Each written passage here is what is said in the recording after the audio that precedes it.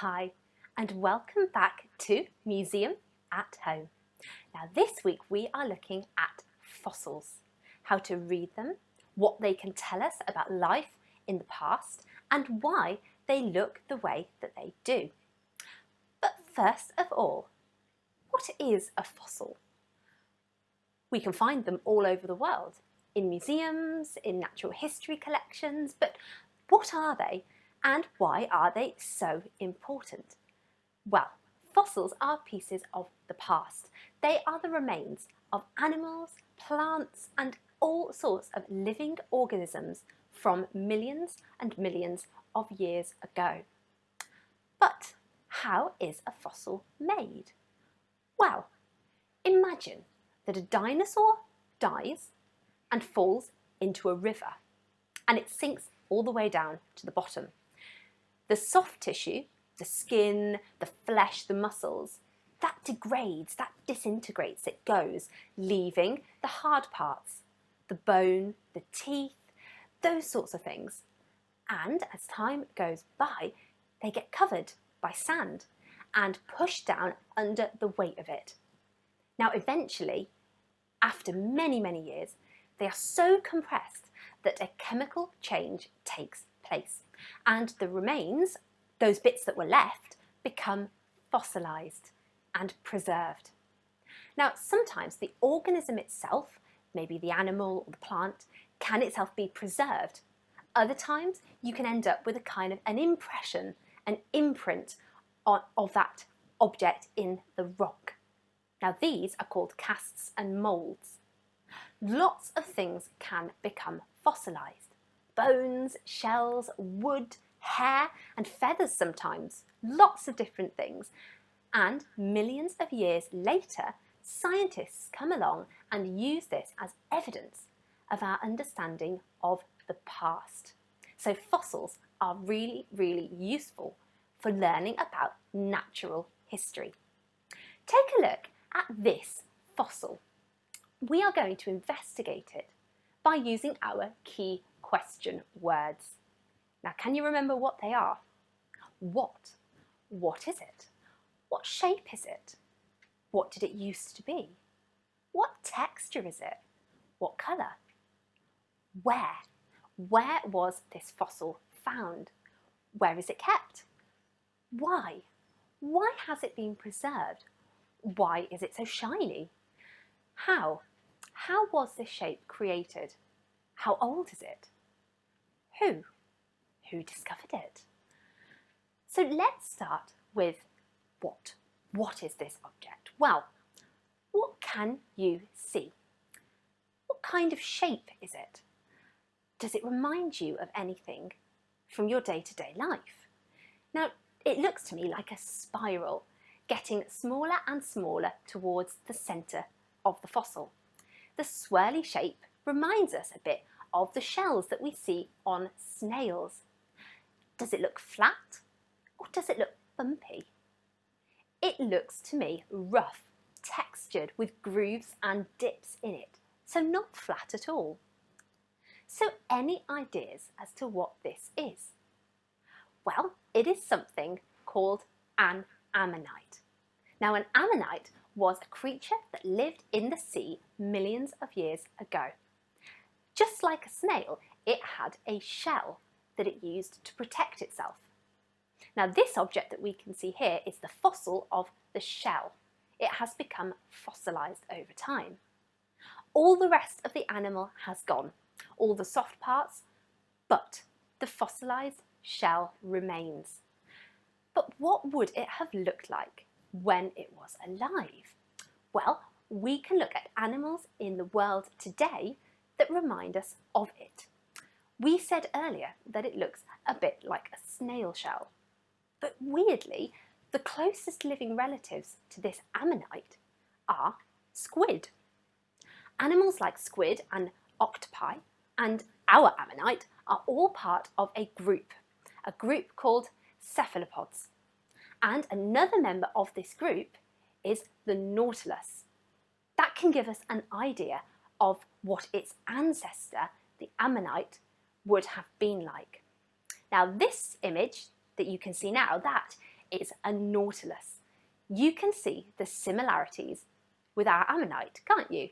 The shape, the spiral shell, lots of things about this modern day nautilus remind us of our ammonite. And looking at the nautilus can help us to see on our fossil, on our ammonite, where the shell would end and where the soft parts of the animal would have been seen. Ammonites lived in the sea and they fed on plankton and moved up and down in the water by filling chambers in their shell with gas and liquid. They might even have squirted ink as a protective measure, a bit like an octopus today. So, how old is our ammonite? And how can scientists work that out?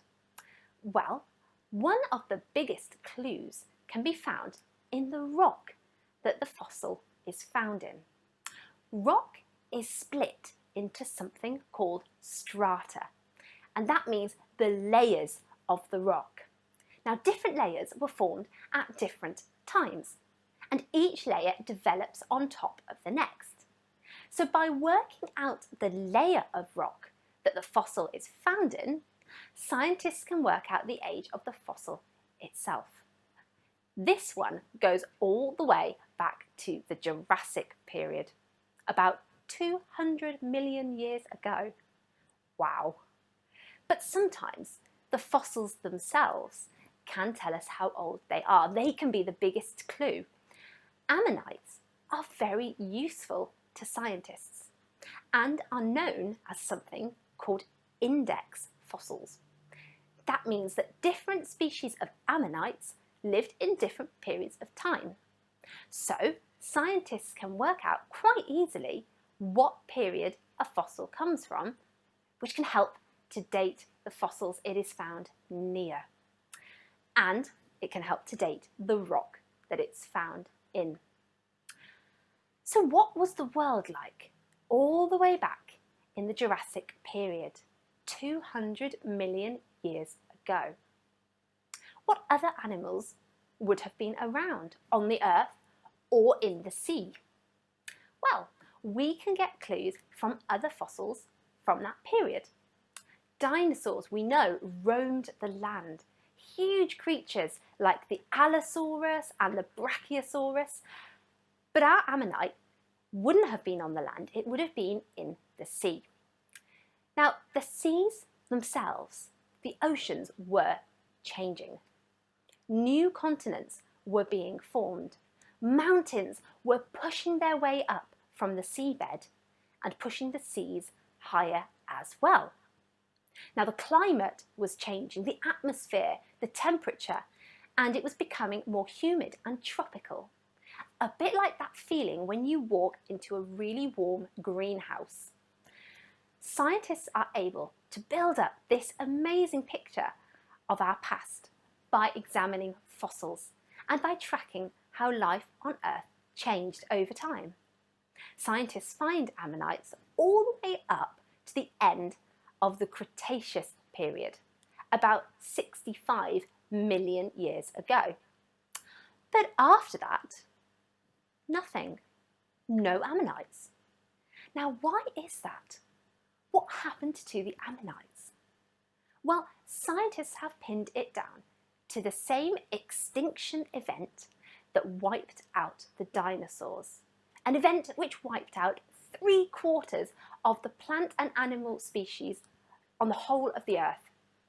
It's generally believed to have been an asteroid which hit the Earth and caused a long period of winter-like conditions.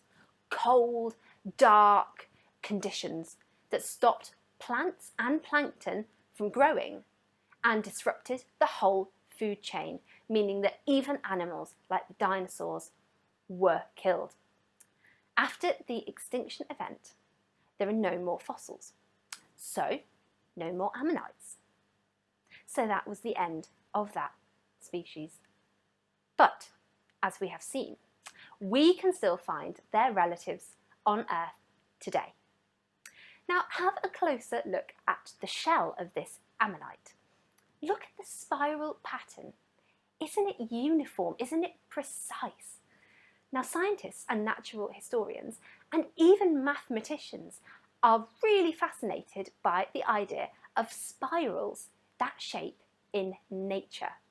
Now, the most famous is known as the golden spiral and uses a sequence of numbers discovered by an Italian mathematician called Fibonacci.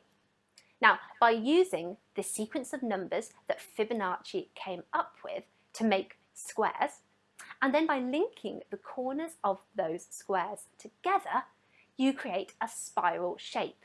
And that spiral shape appears in lots and lots of parts of nature, in patterns in flower seeds, in petals, and even in the way that pineapples are made up. Now, the spiral on our ammonite, on our fossil, it's not quite a golden spiral.